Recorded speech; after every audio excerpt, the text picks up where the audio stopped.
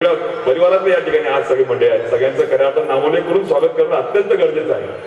परंतु खऱ्या अर्थानं आपला हेतू जो व्याख्यानमालेचा आहे त्या हेतू लक्षात घेता सगळ्यांचं पुन्हा एकदा मनापासून शब्दसुंदराने स्वागत करतो आणि सचिनजी गायक यांना विनंती करतो की आपण आपलं मनोगत व्यक्त करावं. धन्यवाद.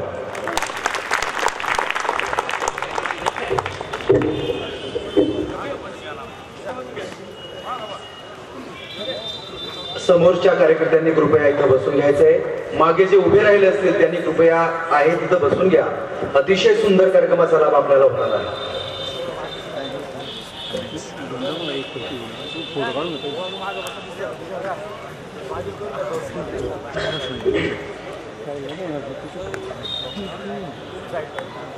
आपल्या सर्वांचे लाडके आमदार उन्मेष दादा पाटील तसेच आपल्या सर्वांना योग शिकवणारे चंद्रात्रे बाबा, उपस्थित विविध पक्षाचे पदाधिकारी, नगरसेवक, जिल्हा परिषद पंचायत समितीचे सभासद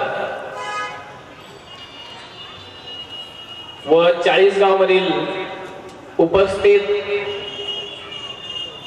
वडीलधारे मंडळी आणि सर्व तरुण तडफदार उमंग व्याख्यानमालेचे कार्यकर्ते,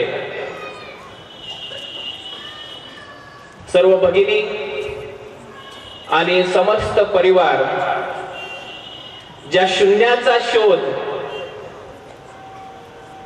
आपल्या पाटणादेवीच्या भास्कराचार्यांनी लावलाय अशा परिसरामध्ये आज मला मनोगत व्यक्त करण्याची संधी या ठिकाणी भेटते.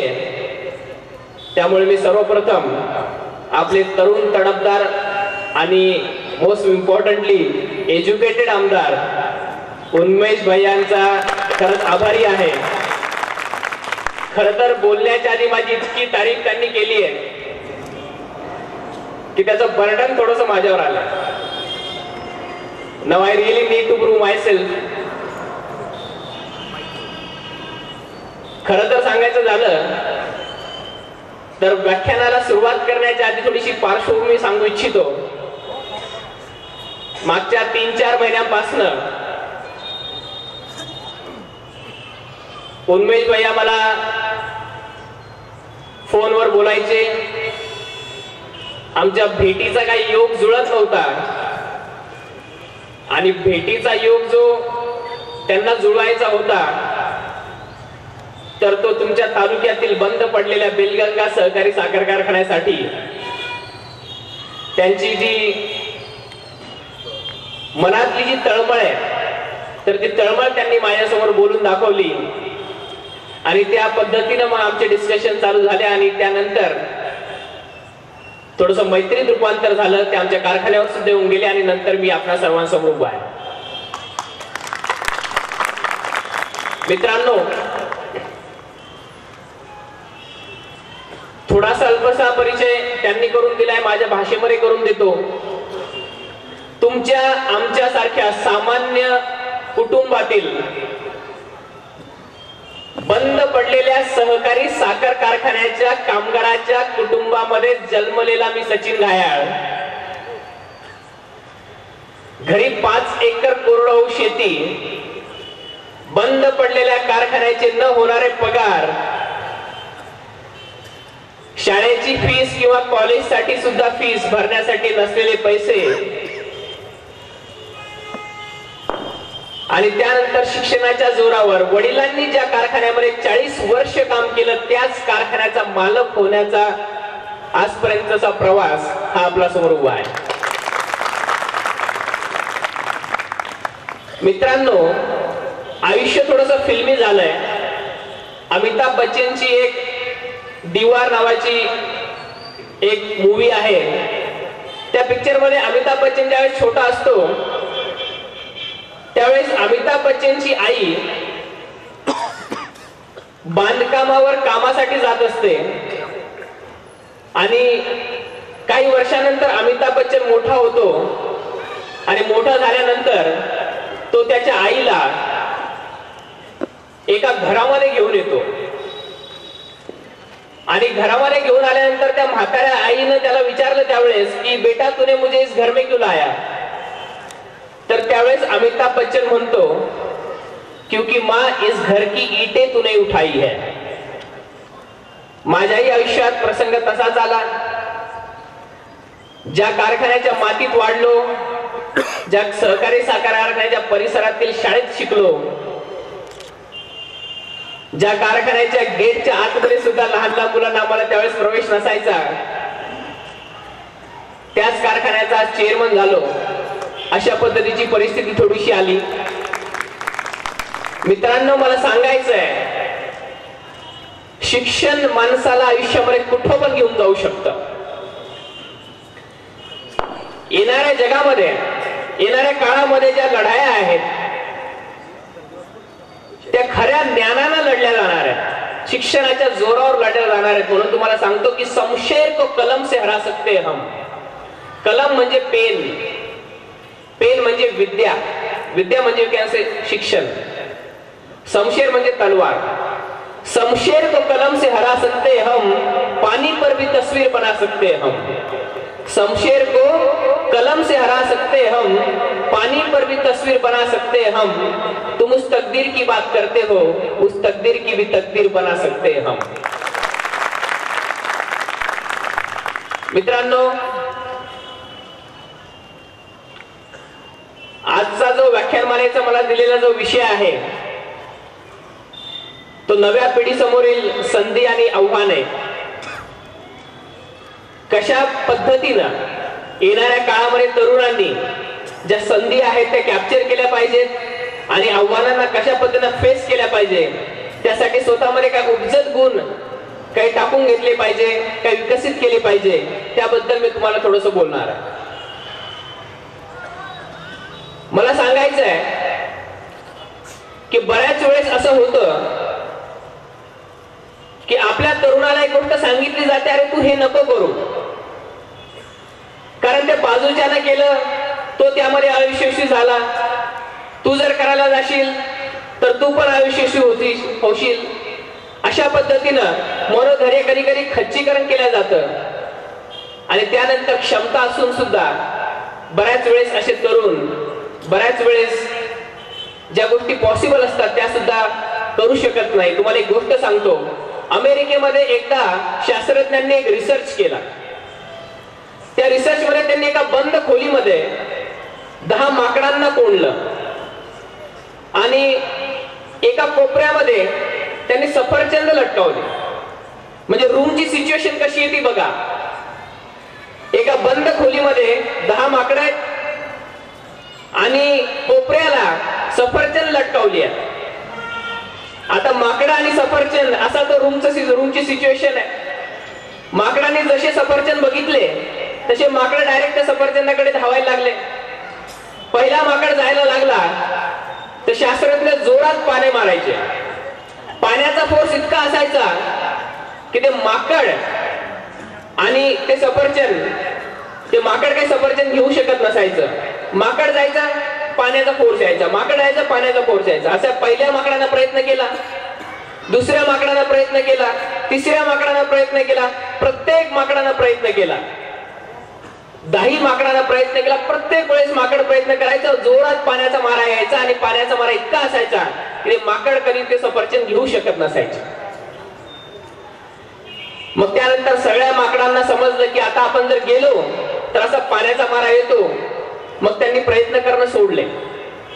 मग शास्त्रज्ञांनी काय केलं, त्या रूम मधून एक जुना माकड बाहेर काढला आणि एक नवीन माकड त्या रूम मध्ये टाकला.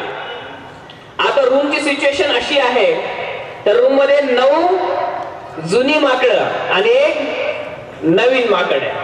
आता त्या नवीन माकडाला तर माहित नाही, त्या नवीन माकडाने सफरचंद बघितले आणि नवीन माकड ते सफरचंद घेण्यासाठी तिकडे पळायला लागला.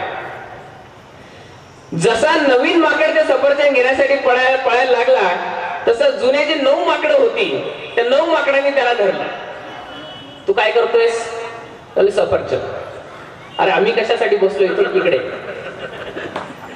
आणि मग त्या 9 माकडांनी त्याला घेरलं आणि सांगितलं, आम्ही इतक्या वेळपासून इथं आहोत, आपण जर गेलं ते सफरचंद घ्यायला तर जोरात पाण्याचा मारा येतो. मग मी प्रयत्न केला, बघ ह्यानं प्रयत्न केला, प्रत्येक माकडाने मुंडकं हलवलं. बोले हो आम्ही प्रयत्न केला पण जोरात पाण्याचा मारा येतो आणि घेऊ शकत नाही. आता 9 माकडांनी सांगितलं असं केलं पाण्याचा मारा येतो, असं केलं तर पाण्याचा मारा येतो. मग तो जो नवीन माकड होता त्या नवीन माकडाला सुद्धा वाटलं की आपण जर असं केलं तर असंच होईल. आणि त्या नवीन माकडानं मग तो प्रयत्नच केला नाही. आणि ज्यावेळेस नवीन माकड त्या रूम मध्ये सोडलं होतं त्यावेळेस शास्त्रज्ञांचा पाणी मारण्याचा कुठलाही विचार नव्हता. लक्षात ठेवा, ते नवीन माकड जे आहे ते सफरचंद यामुळे नाही घेऊ शकलं की त्याच्याकडे क्षमता नव्हती किंवा त्याला ते दिसत नव्हतं, कळत नव्हतं. सगळ्या गोष्टी होत्या. ते 9 माकडं जे त्याच्या सभोवताली होती त्या 9 माकडांनी सांगितलं दिस इज इम्पॉसिबल, तू ते करू शकत नाही. आणि त्यामुळे जो नवीन माकड त्या दुनियेमध्ये आला होता त्या नवीन माकडानं सुद्धा या 9 माकडांच्या बोलण्यावर विश्वास ठेवला. मला सांगायचंय आपल्या समाजामध्ये उन्मेष भैया कळत न कळत अशी 9 माकडं बरीच फिरत असतात. आणि असा एखादा नवीन माकड आला की मग त्याला सांगतात, ते बाजूचा शेजाऱ्याचा मुलगा गेला होता ही गोष्ट करायला, तो कुठे इकडे पुण्याला राहिला, नंतर परत वापस आला, आता इथेच असतो. आणि त्यामुळे बरेच वेळेस असं होतं कुठला बिझनेस करायला गेला तर तो लॉस झाला त्याला, म्हणून तो करू शकला नाही. आणि म्हणून बऱ्याच वेळेस नवीन उमेदीची जी तरुण असतात तर त्या तरुणांना बऱ्याच वेळेस मागे खेचले जातं. तर मला सांगायचं तरुणांना की ही जी 9 माकडं आहेत तर ती तुमच्या समोरची एक आव्हान आहे. त्या 9 माकडांच्या पेक्षा स्वतःच्या हिमतीवर विश्वास ठेवा आणि स्वतःच्या हिमतीनं पुढे जा. मला सांगायचंय की नक्कीच असा कुठला तरी सुवर्ण काळ तुमच्यासाठी पुढे आलेला असेल की जो बाकीच्या 9 माकडांच्या जीवनामध्ये कधी आलेला नाही. मित्रांनो, ज्यावेळेस तरुण पिढी आहे त्या तरुण पिढीला आज आपल्या उमंग व्याख्यानमालेचे बरेचसे कार्यकर्ते आहेत, आपण सर्व आहात. मला एक गोष्ट तुम्हाला प्रकर्षाने या ठिकाणी सांगायची आहे. सामाजिक कार्य करण्याची जिद्द बऱ्याच जणांच्या मनात असते. प्रत्येकाला असं वाटतं की मी समाजासाठी काहीतरी करावं, प्रत्येकाला असं वाटतं की नाही मी समाजाचे काहीतरी काम यावं. परंतु मला एक गोष्ट सांगायची आहे, जोपर्यंत तुम्ही अर्थसत्ता काबीज करत नाही, जोपर्यंत तुमच्याकडे तुमचं फायनान्शियल बॅकग्राऊंड स्ट्रॉंग होत नाही तोपर्यंत तुम्ही समाजासाठी सुद्धा तितकं प्रभावीपणे कार्य करू शकत नाही. त्यामुळे तरुणांना सांगायचं आहे, वयाचे 20 वर्ष ते 30 वर्ष हा जो वेळ आहे तो स्वतःच्या करिअरसाठी द्या. त्याच्यातला प्रत्येक क्षण ना क्षण स्वतःच्या डेव्हलपमेंटसाठी द्या. त्या 20 ते 30 वर्षामध्ये तुम्ही जे मिळवणार ते आयुष्यामध्ये पुढचे 50-60 वर्ष नव्हे तर येणाऱ्या 7 पिढ्यांच्या सुद्धा उपयोगी येऊ शकतं. इतकं कार्य त्या 20 ते 30 वर्षामध्ये होऊ शकतं. तोच खरासा आयुष्याला शेप देण्याचा रिअल टाइम असतो. तो वेळ अजिबात वाया घालवू नका. बऱ्याच वेळेस असं होतं की कुणीतरी येईल आणि माझा उद्धार करेल या भरवशावर बरीचशी तरुण मंडळी बसतात. मला सांगायचंय, you will get thousands of success stories in this world. You will get thousands of success stories in this world, but you have to create your own success story. प्रत्येकाला स्वतःची शौर्यगाथा स्वतःला लिहायची असते.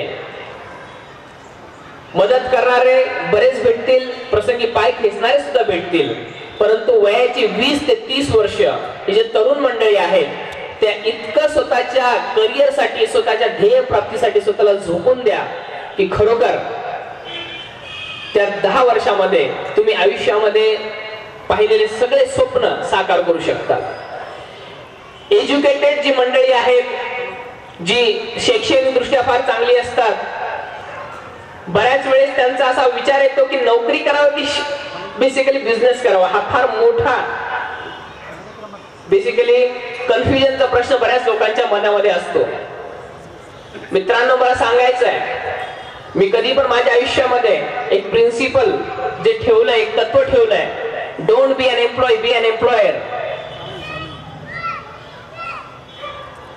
खरं तर सांगायचं तर तुम्ही आजपर्यंत कधी बघितलंय की एखादा नोकरीवाला आहे जो सरळ मार्गाने नोकरी करतोय आणि ऑडी मध्ये फिरतोय, मोठ्या मर्सिडीज कार मध्ये फिरतोय 2-4 वर्षामध्ये? नोकरी तर वयाच्या 50-60व्या वर्षामध्ये स्वतःचं घर सुद्धा लोकांचं होत नाही.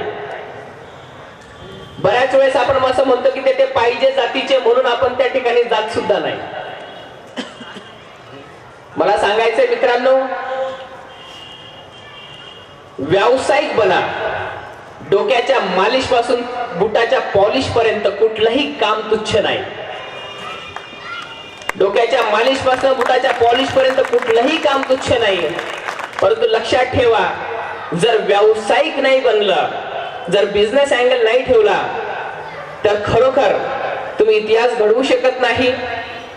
जर अर्थक्रांती करायची असेल तर बिझनेसच्या मार्गाला नक्कीच लागा. बरेच जण म्हणतात मग आमच्याकडे भांडवल नाही. तुम्हाला एक स्टोरी सांगतो. नगर जिल्ह्यामधील एक शिंदे नावाचे गृहस्थ आहेत.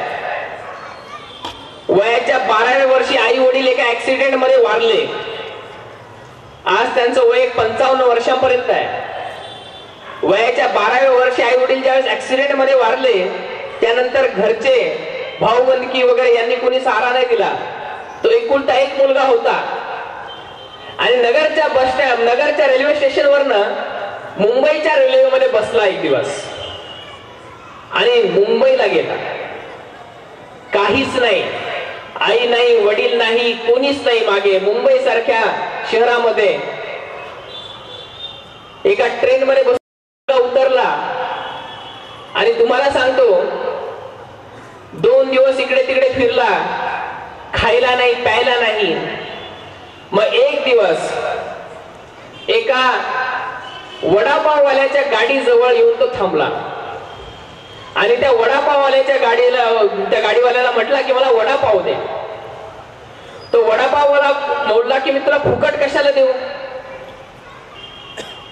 मग तो म्हटला की मी तुला एक गाडी साफ करून देतो. त्या गाडीवर जी धूळ साचली होती ती धूळ साफ करून देतो. तो छोटासा मुलगा बोलला 12 वर्षाचा. आणि मग त्या वडापाववाल्याला म्हटलं ठीक आहे. मग त्याला ते फडकं घेतलं आणि ती गाडी स्वच्छ करून दिली चकचकीत. मग त्या वडापाववाल्यानं त्याला एक वडापाव दिला. 2 दिवसानंतर त्याला वडापाव भेटला. मग तो मुलगा दररोज एक 4-5 दिवस त्या वडापाववाल्याच्या गाडीजवळ यायचा, त्याची गाडी साफ करून द्यायचा आणि तो त्याला एक वडापाव द्यायचा. अशी दिनचर्या चालू झाली आणि 7-8 दिवस झाल्यानंतर त्या वडापाववाल्याची गाडी इतर जे बाजूवाले वडापाववाले होते त्यांच्यापेक्षा जास्त चकचकायला लागली.